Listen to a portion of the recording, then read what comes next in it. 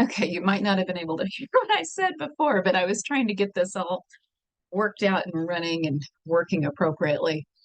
So, week 8. Can you believe it? Week 8, we're talking about twists. That's what I called it, but really, it's about weather. Writing weather? What? Absolutely. We need to be thinking about writing weather into our stories. Weather's a huge part of our lives. It often determines what we can and can't do. So, why should it not also then be a part of our stories and our characters' lives? It absolutely should. So, oh, this is exciting. So, for today, we have some readings. The Chuck Wendig reading is 25 Things You Should Know About Suspense and Tension. That's good reading. But I've also given you 3 articles about specifically writing weather into your stories and why you should, and weather as symbolism. Good stuff. Very good stuff. I wanted to share one of those with you right now. So I'm going to go ahead and do a share screen and get us moved to reading this article here. All right. This is on the Writers Write website. And I found this article, I want to share with you 7 ways to write about the weather. I'm going to read this and walk our way through it. Writing about the weather is boring? No way. We all check up on the weather several times a day. It decides so much about our lives. It should be a part of your writing too.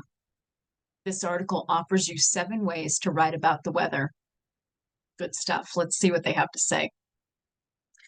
I love talking about the weather. It decides what I wear, how I travel, if I travel at all, my health, and even my mood. And that's not counting bad hair days. Weather forecasts are important for farmers, for utility companies, and they help protect our lives and property. If you could control the weather, you'd get to decide who goes hungry in this world and who doesn't. That's how important the weather is. So where's the weather in your writing? Might not be something that you've thought about prior to this. Many writers tend to make weather take a back seat. They don't realize what the weather can do for them. So let's find out. How to use the weather in stories.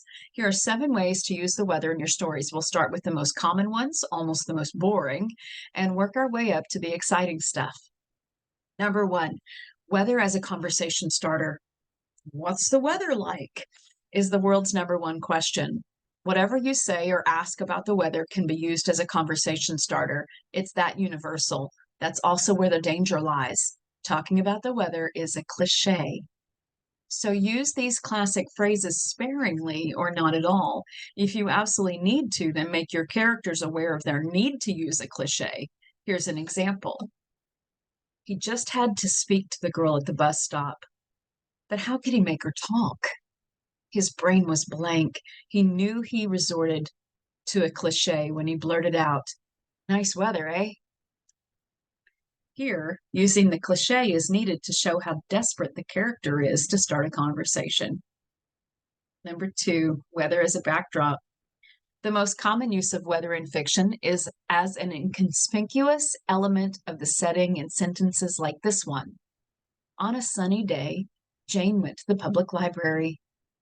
Not exciting, right? That's because the weather doesn't do anything. It's stated as a fact, obvious and boring. It's telling. How about showing it instead? An example. A t-shirt is enough, Jane thought, glad to put her cardigan aside as she left the house to go to the public library. Who needed extra baggage on a day like this? In this example, the character experiences the weather. We even learn how it affects Jane's mood. Much better, isn't it? Number 3, weather as a sensual experience. Let's see if we can provide even more showing. Weather is how we experience the force of the elements that makes it intensely sensual. Rain feels wet and cold, and it makes us depressed. Sunshine is the opposite. There's more. Humidity causes hair to get frizzy and hairdos to collapse. Many people get migraines under certain weather conditions.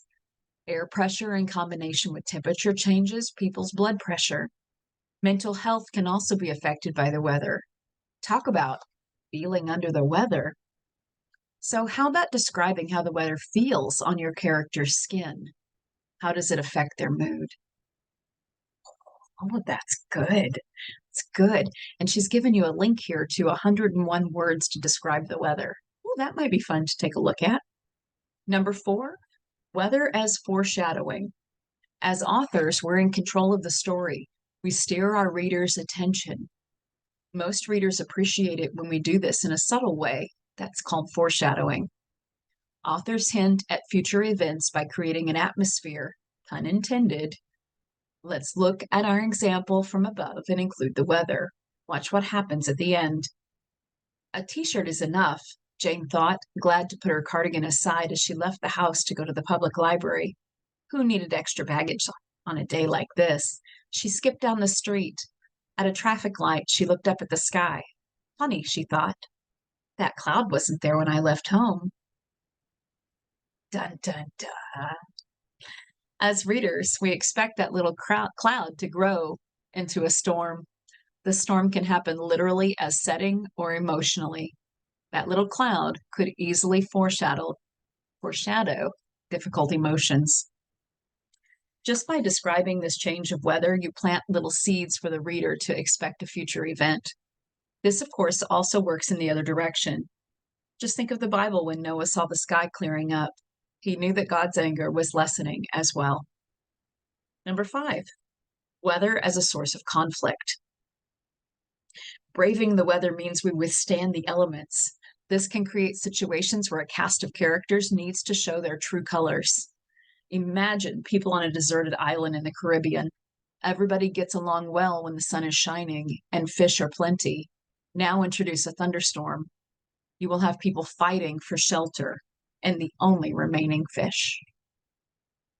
6, weather as a motif. In the Hollywood movie LA Story, actor Steve Martin plays a TV weatherman. He pre-records his forecast because the weather in LA is always the same. His usual comment, sunny and 72, becomes a funny catchphrase in the story. That way, the weather is introduced as the main character's occupation and is used as a motif throughout the movie. It starts as a cliche, which becomes the source of ridicule. The temperature in his forecast doesn't even change 1 degree. In the end, the weather finally acts almost like a character. Number 7, weather as an acting force. This is where the weather becomes most interesting. Let's go back to the movie LA Story. The TV weatherman falls in love with Sarah, who at some point wants to leave the city by plane. But the story has shown us so far that these two are meant to be together. How can this be resolved? The weather makes it possible. A rainstorm prevents the plane from taking off, and Sarah is reunited with her weatherman. The weather needed to take action, or the narrative would not have reached a happy ending. This is not the only story in which the weather took center stage. Look at the classics. Many ancient gods had attributes connected to the weather. Zeus had bolts of lightning, and Tempestus was the Roman goddess of storms and sudden weather. Guess where the word tempest comes from? The Egyptians had 4 gods for wind, 1 for each direction. In Russian folklore, Santa Claus is known as Father Frost. These classic characters act through the weather. The weather is ultimately the way humans experience the force of the elements. We can all choose to ignore the weather, but we cannot escape it. The last word. Make the weather work for your stories. Don't just mention it. Let it give an extra layer to your setting, increase the showing, add conflict, and even function as if it were a character. I hope I've been able to show just how exciting the weather can be. There's one more thing. The weather can take over your language. There are so many idioms and phrases connected to weather. If you'd like to know more, then please watch out for my next post. It'll include a cheat sheet with 80 weather expressions. I kind of want to click on that. 80 weather expressions. This is fun. 80 weather expressions cheat sheet. The weather is an exciting phenomenon. It can take on so many functions in our writing. It can even add conflict or act on its own. Do you know it plays a big part in our daily language? This article will prove it with 80 expressions about the weather. And these are all things that we can add to our stories. Here they are. To rain down on somebody, to rain on somebody's parade, to be right as rain. I'm just going to flip through it. If this is something that you would be interested in using, hopefully you saw how to get to it. All right. And I wanted to click on the other thing that she included here that I said I thought was interesting. 101 words to describe the weather. Let's take a look at that. How fun. Writers know that using the weather in their descriptions is a great way to make stories relatable. Use this comprehensive list of words that describe weather when you write. Words to describe weather. So we've got all of these words. Climate, climate change, meteorology, seasonal, spell, weather forecast, zone, and then words to describe warm weather. Some fun ideas, words describing cold weather, words describing pleasant weather, unpleasant weather. Ooh, there's more for unpleasant. That's pretty normal. We usually have more adjectives available to us and more descriptors for negative events. Oh, that's people. Words to describe wet and cloudy weather. Look at that list. That is a super long list. Words to describe changes in weather. Awesome. So this is all great information. But the main idea here that we need to take from this, I'm trying to close that out, is we need to be writing the weather into our stories. The weather can take on its own life in your story. Put your characters in the path of a tornado, an unexpected weather event. Okay, so in the summer of 2023 in Tulsa, we had the wall of wind, the 100-mile-an-hour straight line of winds that came through and knocked out the city's power and almost half the trees. That was a weather event you weren't expecting, and it threw a monkey wrench into many lives. And we all just had to adjust. We as characters in the life stories that we lead had to adjust. We had to go live at my sister-in-law's house for the week. We had to literally take our freezer, put it on the back of a truck, and go plug it into her house so we didn't lose all our food. Lots of events occurred as a result of that 100-mile-an-hour straight line winds. And those of us that were awake at that time or awakened at that time, can you describe what you heard? Can you describe what you felt? Can you describe what you saw? Put that in your writing. We were in Oklahoma City, staying in a hotel. About 3 o'clock in the morning, we woke up to the sound, unlike any other sound I'd heard before. It was like 100 people were knocking on the window. We were on the third floor. It was like 100 people were out there knocking on the window. And it was myself, my husband, my sister-in-law, and brother-in-law. We were all staying in the same room, and we all sat up at the same time.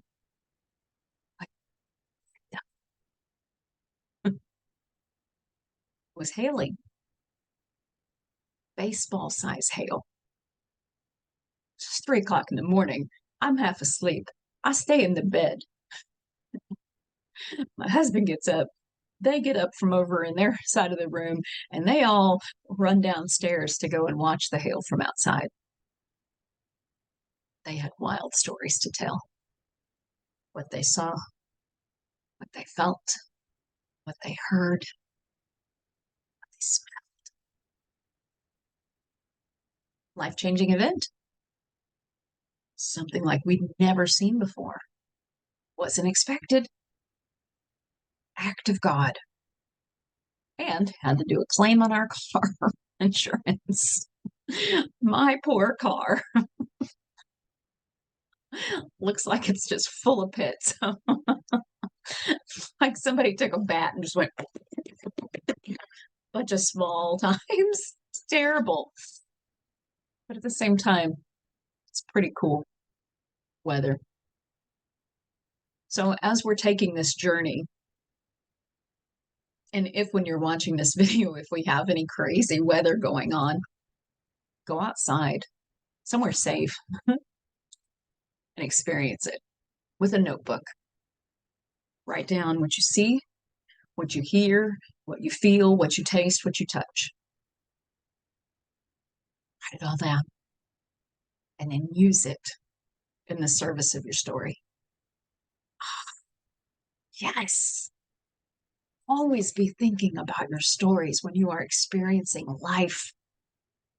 And weather is a huge part of life. Summer 2023, we've had a lot of days with the heat index sitting between 110, 115. People that work in the construction industry, they have to work at night in the dark as much as they can. Many are falling out in heat stroke.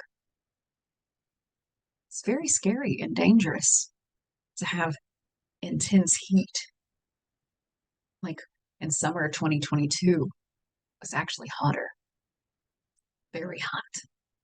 So think about some times where you've experienced a weather phenomenon. And if you can, put yourself back into that. Keep yourself a notebook of weather occurrences. Do it on your computer or do it in a notebook. Make a folder of weather occurrences. Put yourself into those. Write them out. And use all of the senses. And keep a listing of those that you can draw from and incorporate into your stories. Don't just write your stories about your characters and leave them, oh, and then they went to this castle and then they fought this battle and blah. They're going to fight that battle, but they got to wait because that massive hailstorm just blew through. Describe it like they're out there in the middle of it when the sky opens up and they start getting pelted and they're no longer fighting each other. They're all just trying to survive. Perhaps enemies find themselves huddling together. A completely unexpected turn of events that you can create all from weather. Very exciting. Very exciting. So throwing twists at you this week. And so in your readings, like I said, you have that 25 things you should know about tension and suspense from Chuck Wendig, but we also have 3 additional readings about the weather specifically. And the author conversation this week is myself, of course, interviewing Carolyn Steele from the Tulsa Night Riders. She's a wonderful lady. She writes historical fiction. And so she's going to talk a lot about how to research, how to do research and incorporate your research into your fiction. So I'm excited about that.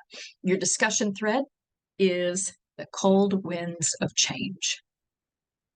You will be writing a weather phenomenon and try to incorporate some of those characters that you've already been using and throw a weather phenomenon at them. And you're going to be writing that out. Ooh, I'm excited to read these. Very excited just to kind of see, because we're all so different. We're going to have different ideas. Some of you might use a tornado, some might use a hurricane, some might use a really hot day, some might use some freezing cold, snowstorm, blizzard, drought, right? Freak thunderstorm. There's so many different types of weather that you can use. You might just use a light rain. Like in my book, A Kiss in the Rain. Not a whole lot more romantic than A Kiss in the Rain. Actually, they talked about that on the radio today. I was listening to Tig and Daniel, and one of them was saying something about, how's that romantic? That's not romantic. Girls don't want to get wet in the rain. And I'm thinking, yeah, if you pull me out there and you give me a big old kiss in the middle of it, that's all right with me. So much so, I mean, if my husband does that, but so much so, I wrote a book about it, right? So come on, it is romantic. So you can create all kinds of mood and tone in your writing with just weather. I say just weather. Using weather, let's use weather because weather is cool, right? Sometimes it's cool, sometimes regardless. This week's about weather. So have fun with that discussion post. I'll be looking forward to seeing what you write.